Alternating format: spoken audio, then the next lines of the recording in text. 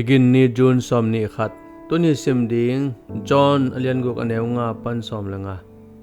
mi honte in thatang ha thu to kumpi na ma akoi som na thu Jesu na thei changin mual tung lama ama guak akihem khiai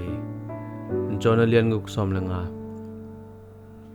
Pasian Deihna Lenkip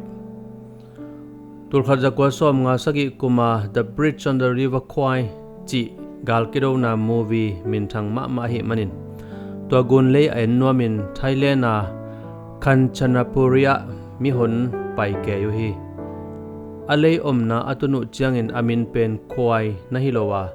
movie bol den athei khia na hi ahi zongina solowin me khong guni to mun teng pen khwai yai khwai chi in laiwa mi te lungkim na piang hi Jesu in mi te lamet na hangin Pasian so anasep ding nong kai sakloi abol na lamdang temu changin Jesu ending in mi hon pi hongki khom hi kam chiam Messiah hi lam chain au pu changin room te do sak ding gal kam mang ding in deu hi Johnin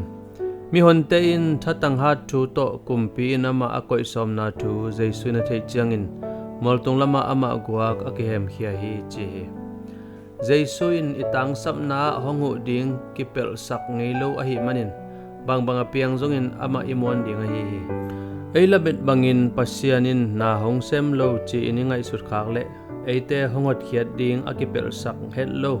ama gel na muangin om chani Pasianin nalamet bangin hongu lo chi in nalung hiang ngehiam bang chi le chinama na muang ding hiam